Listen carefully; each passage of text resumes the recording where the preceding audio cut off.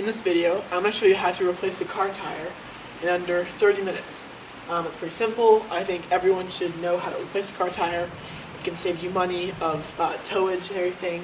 And it's just a good, if you're on a road trip and you're in the middle of nowhere, it's good to know how to replace a tire so you can get to a tire store to get it fixed. So I'm going to show you really quick where to find the tire. That's one thing people struggle with, and how to get it out. So I'm going to show you that really quick. So on this, this is a relatively small passenger car. It has a pretty big trunk, which allows the tire to fit under here.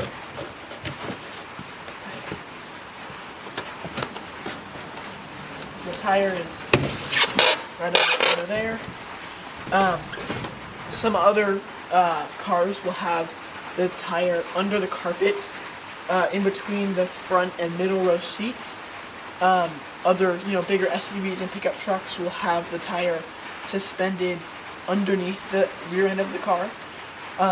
There's other videos on that. Different companies will have different ways of getting the tire lowered onto the ground, but this is just pop it out of the back, so I'm going to show you the tire really quick.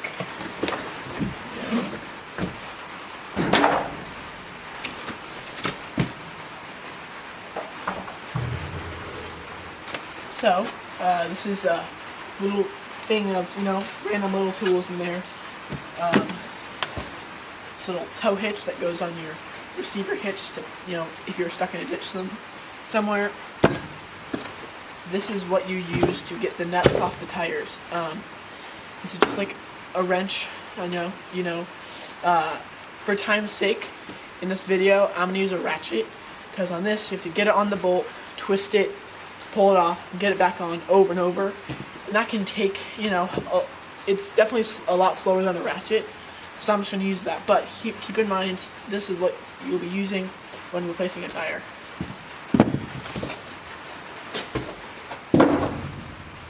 So, here's your jack. Make sure your car has one. If it doesn't, make sure that you get the appropriate jack for your vehicle's weight.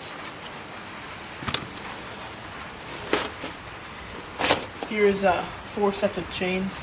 This looks to be aftermarket, so I don't think car companies will have chains, but they might. It all depends on the brand and model. The tire is secured with a very long hand screw on and off a little bolt. So it's really long, so it's going to take a while to get off. So that's all that's going to happen. But that's what I'm doing. So here we go.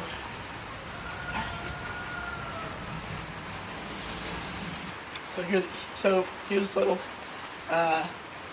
screw. As you can see, it's very long, so it took a while to get off. But there's that, and here's our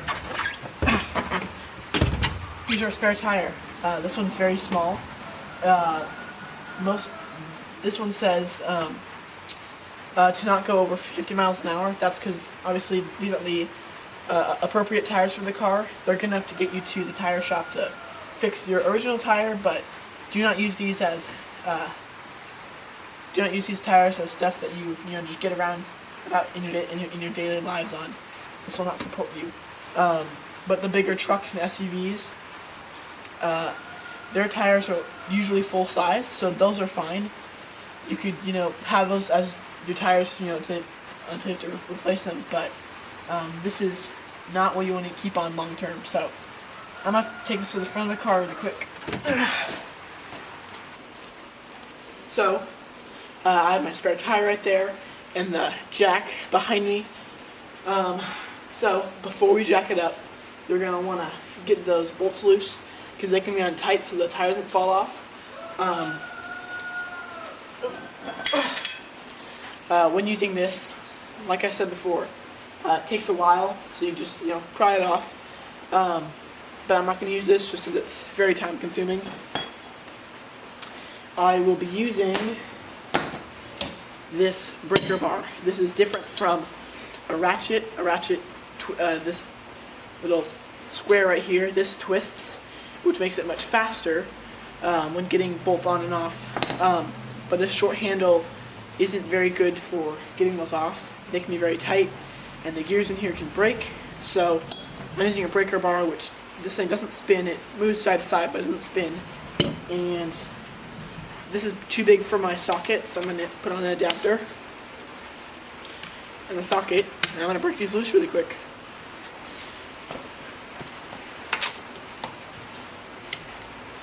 So, now that I have those bolts loose enough where I can just go ahead and use my ratchet, I'm going to go jack the car up. And before I do that, I'm going to show you where to properly place the jack, because that's very important. You don't want to damage the body or undercarriage of the car whatsoever. So I'm going to show you that where to put the jack really quick. So I know it's really hard to see. The tire's right there. So you want to get the jack just right behind the tire. This beam that my light is on runs all the way down the length of the car. That is what you want that is what you want your jack to be on. That is what does most of the support of the car. So that will definitely support the jack and everything, and that's where you want your jack to go. You want to put it, under here or any of the body parts under the car. You will damage those and that'll be more costly repairs that no one wants to fix. So be sure to get it on this beam right here. So now I'm gonna get my jack on that spot I showed you, and the jack has a little circle right here with a hole in it. That is where this hook goes in, and you twist it to raise and lower the jack. This just helps get better leverage. This can be pretty hard to lift up, so having this really is helpful. So let's put it under.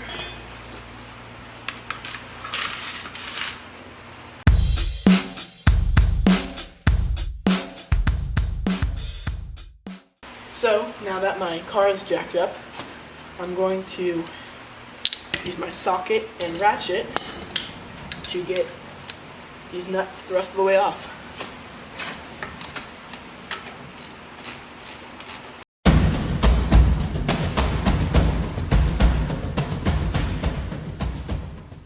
So now that I have the nuts off, I'm just gonna pop the tire right off. Of course, there has to be dog poop on the tire. Dog poop, dog poop, dog poop. There's always dog poop.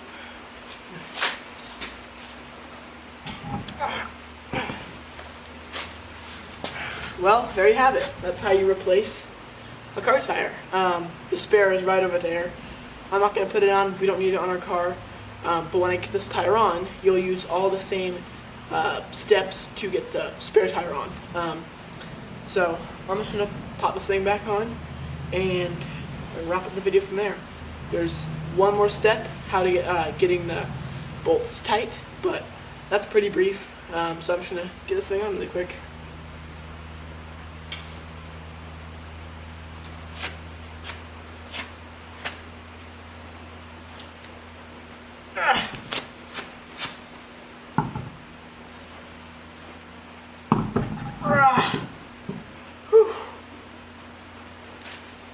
And the thing is probably 45 to 50 pounds. Looks small, but man, that thing is heavy when I'm just using my arms. Also, be careful with your bigger truck tires.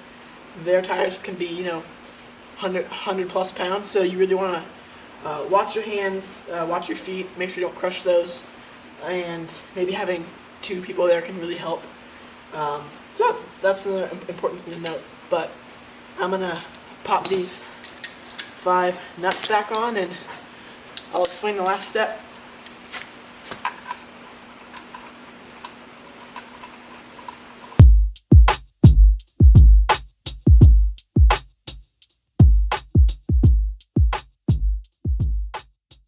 So this is the last step, is getting it torqued on with my torque wrench.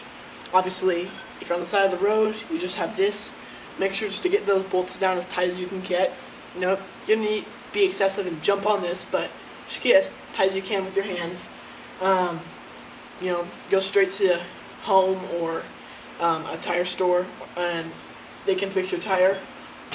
But when getting the tire on, when you have the proper tire back from the shop, make sure to buy or borrow one of these. I've seen some automotive stores can give you like free, like loan you tools for free.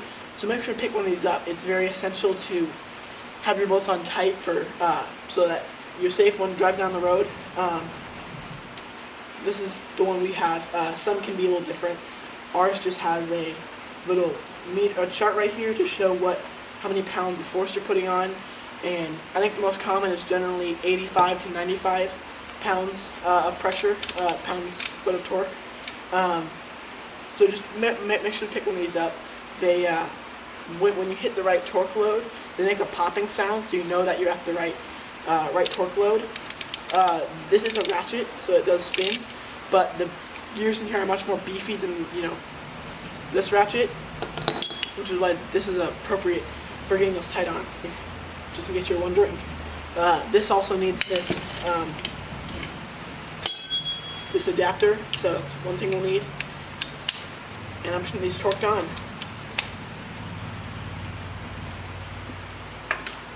Oh, whoops! Before I do that, make sure to lower the car tire, or your tire will just spin back and forth. So.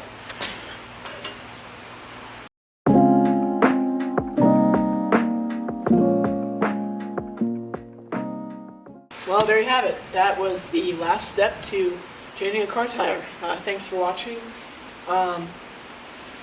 That's it. That's all you should need to know. I mean, that's the last step, aside from putting all the tools away and making sure they're back in their correct places. But that's all you should need to know.